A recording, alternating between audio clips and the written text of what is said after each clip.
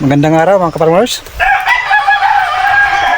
Magpapachinsa tayo para sa pangdagdag na kahoy sa ating triangle house.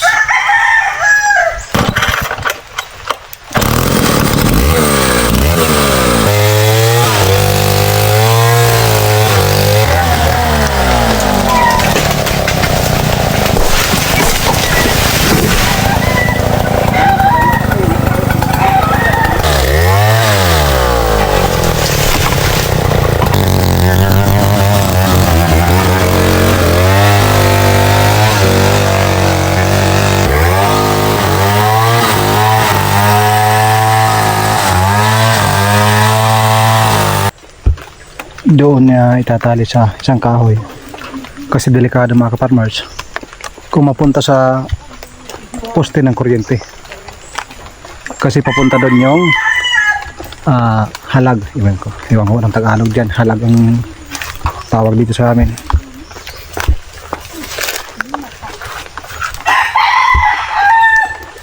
Kailangan lagyan ng banting yung tawagin. Pwede na pa.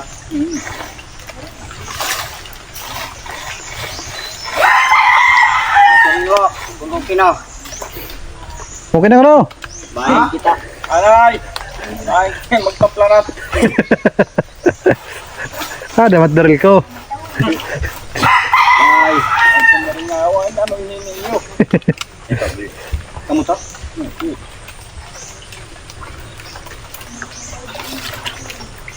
Ngayon. Simula. Kena ito, hindi makan ito. Ay, sa inyo kumpit lokal.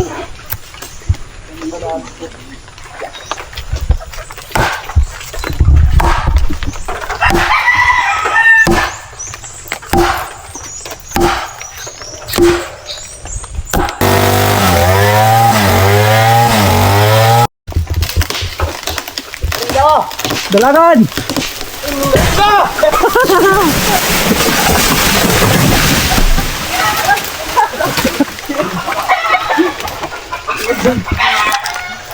Ganda ng kahoy mga kaparmers, no? Ha? Gupit na daw. Solve.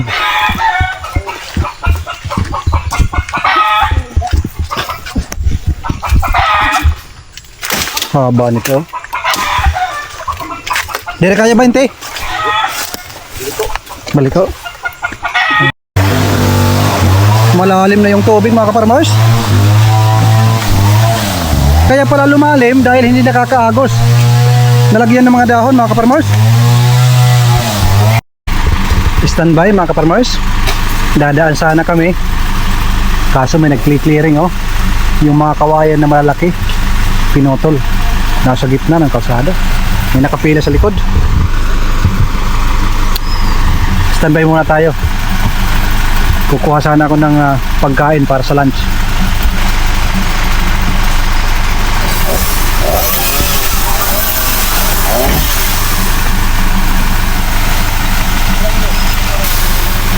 Grabe ang taas oh. Titibay.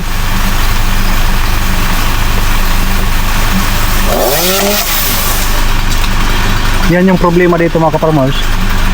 Yung mga giant na bamboo.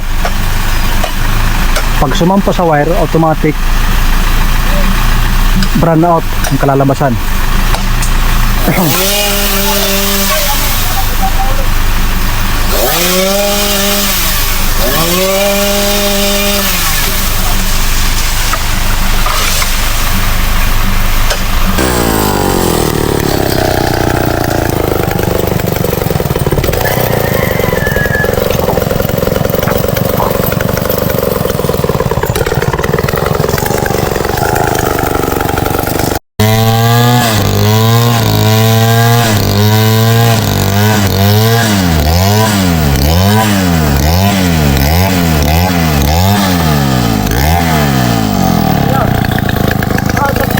Bahay ng putakti mga kapatid.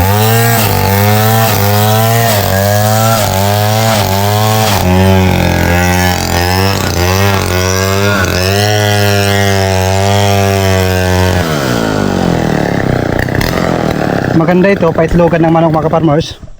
Lalagyan natin ng mga pino na kahoy. Lahat ay gamit dito mga ka-farmers. Diskarte ang kailangan para gumanda yung ating nasimulan na farm. Namamasyal yung aking mga kaibigan mga ka-farmers.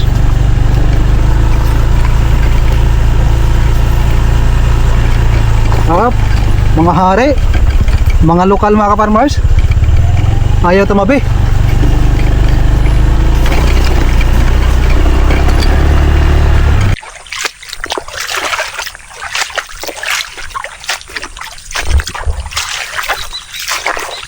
Tapos na mga ka-farmers. Ito yung ating gagamitin ng mga kahoy para sa ating triangle house.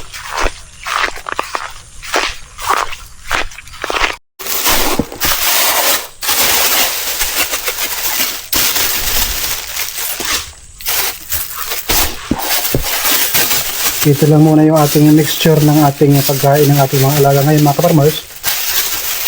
Dahil nga nabisi tayo sa pagpapa-chinso ng kahoy.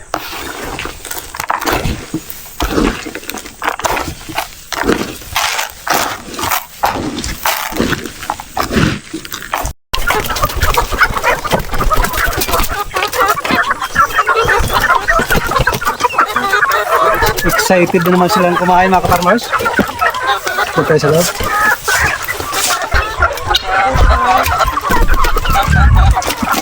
Ay!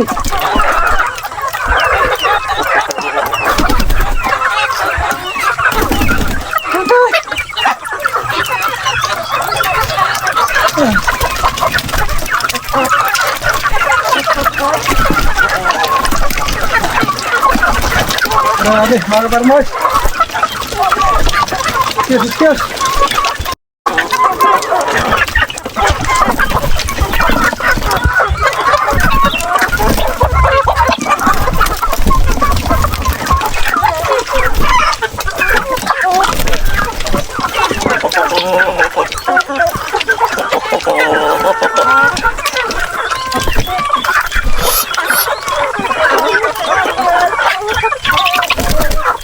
Mayroong mga ka-farmers na nagsasabi, nagko-comment, hindi daw magiging successful yung aking ginagawa.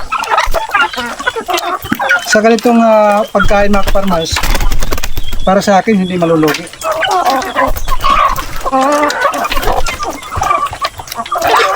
Ito, sa ganito kadami na alaga, halos 1 kilo lang na crumble, the rest puno ng saging, at saka yung kanin na spoiled, yung panis.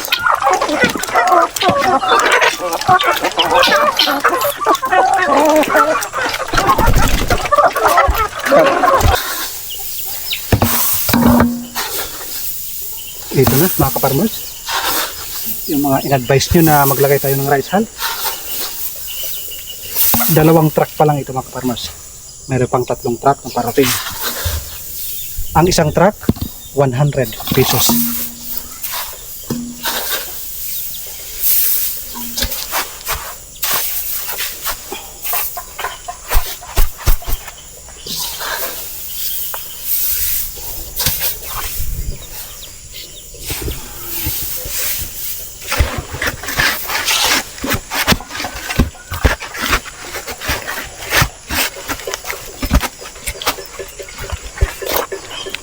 Sobrang gaan pala nito. Ikaw man. Okay, para sa kiri magkalota. Oo.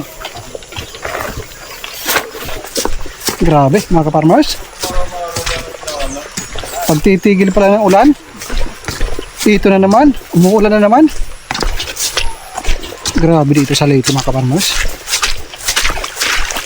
Lagi umuulan sa amin. Sa inyo mga ka-farmers, umuulan ba? Saan location nyo? Pa-comment mo. Ano ang inyong mga kalagayan dyan? Tumalakas na yung ulan.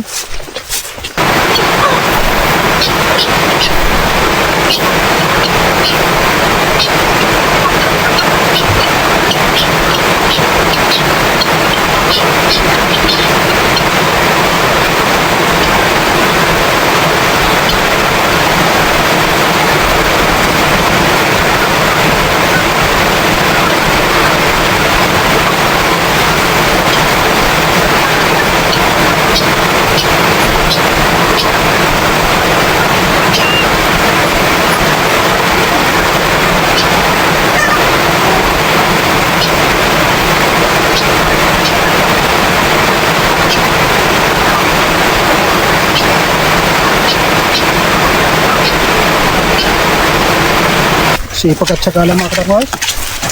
Tuloy ang ating mga project.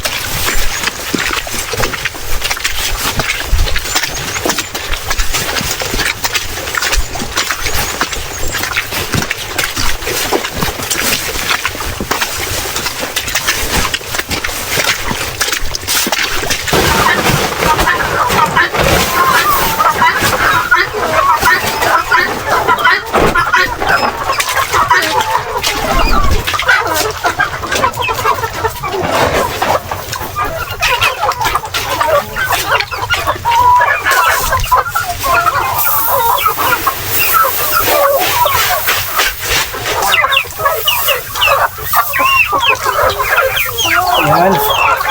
Hindi na maputik mga kaparmers.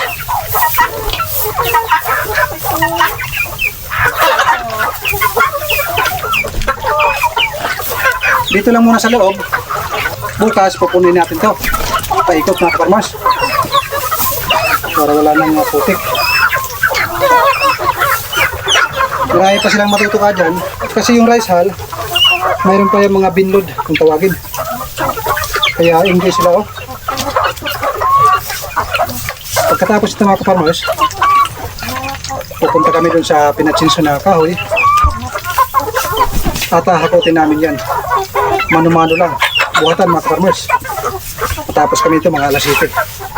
Kasi ngayon mga 5:30 na, madilim na mga kaparmers. So, hindi ko napapakita sa inyo yung paghahakot. Kasi, nabibisi tayo. Hanggang dito lang muna mga kaparmers. Isang magandang araw. Mabuhay po kayo. God bless po sa inyo at lalo na sa inyong mga mahal sa buhay. Salud po sa inyo lahat.